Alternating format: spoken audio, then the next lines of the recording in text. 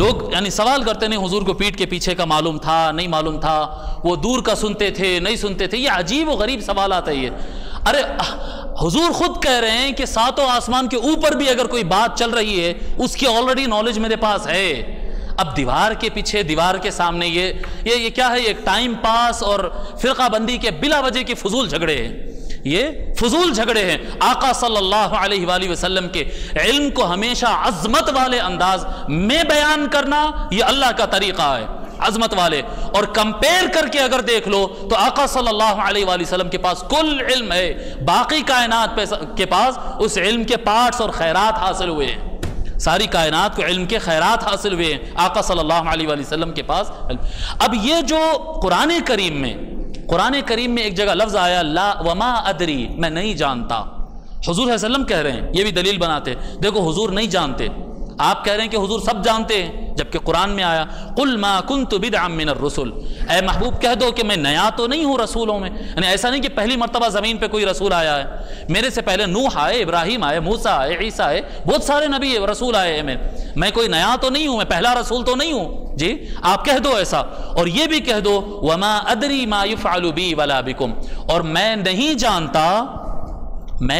نہیں جانتا کہ آئندہ میرے ساتھ کیا ہوگا، اللہ میرے ساتھ کیا معاملہ کرے گا اور اللہ تمہارے ساتھ کیا معاملہ کرے گا، یہ میں نہیں جانتا۔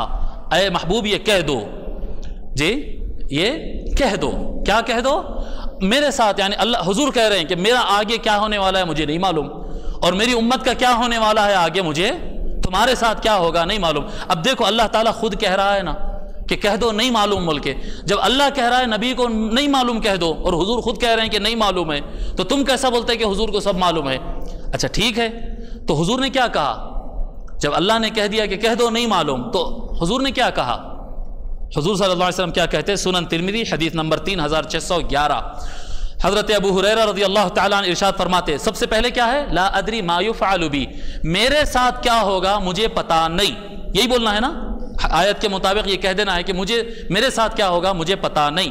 تو اب حضور صلی اللہ علیہ وسلم کہہ رہے ہیں قال رسول اللہ صلی اللہ علیہ وآلہ وسلم، حضور صلی اللہ علیہ وسلم فرماتے ہیں انا اول من تنشق عنہ الارض، میرا فیوچر کیا ہوگا؟ حضور اپنا فیوچر بتا رہے ہیں، جب قیامت کا سور پھونکا جائے گا تو سب سے پہلے زمین میرے اوپر سے کھلے گی، پہلے باہر میں نکلوں گا، فیوچر بتا رہے ہیں آقا صلی اللہ علیہ وسلم، تنشق عنہ الارض فاکسا حلتا من حلل الجنہ، ساری کائنات برہنہ اٹھے گی، سارے انسان بے لباس اٹھیں گے، مگر میں اٹھوں گا تو اللہ جنت کا لباس بھیجے گا، میں جنت کا لباس پہنوں گا۔ یہ فرماتے پھر آگے فرماتے ہیں اب اس کے بعد کیا ہوگا؟ قبر سے اٹھے جنتی لباس پہنے، اب اس کے بعد کیا ہوگا؟